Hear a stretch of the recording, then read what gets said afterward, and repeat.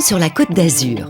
C'est dans ce cadre a priori traditionnel que l'architecte Jérôme Perret a développé un projet insolite, une construction hors norme.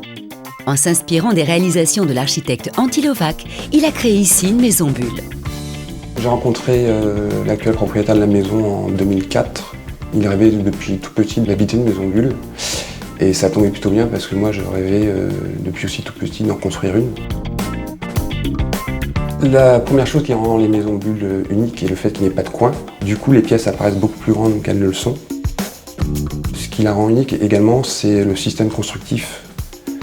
La maison bulle se construit de la manière suivante, c'est-à-dire qu'on met en place des gabarits qui permettent tout de suite de voir la forme qu'aura la future maison. De ce fait, on peut, si on n'est pas satisfait par les lumières, par les vues, changer les gabarits de position très facilement. Et finalement, on arrive à construire une maquette grandeur nature qui s'adapte au fur et à mesure du chantier, au désir du propriétaire et au désir de l'architecte.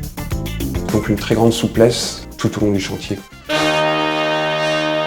Au terme d'1 an et demi de travaux, cette réalisation très originale de 75 mètres carrés a donc vu le jour.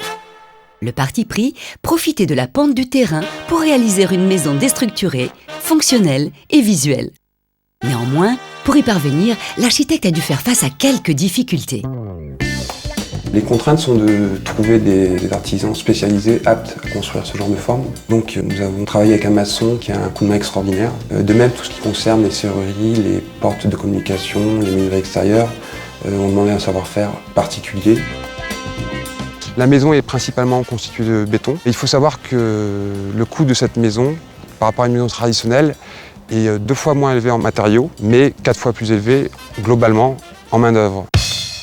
Si le coût de la main-d'œuvre demeure élevé, le résultat, lui, est bluffant. La maison s'articule aujourd'hui autour de 5 bulles, correspondant chacune à une pièce de la maison. On entre dans la maison par le salon sur lequel s'ouvre la cuisine. Le salon, c'est l'endroit de rencontre de la maison. Ici, c'est la cuisine qui est complètement ouverte sur le salon pour avoir un maximum de convivialité.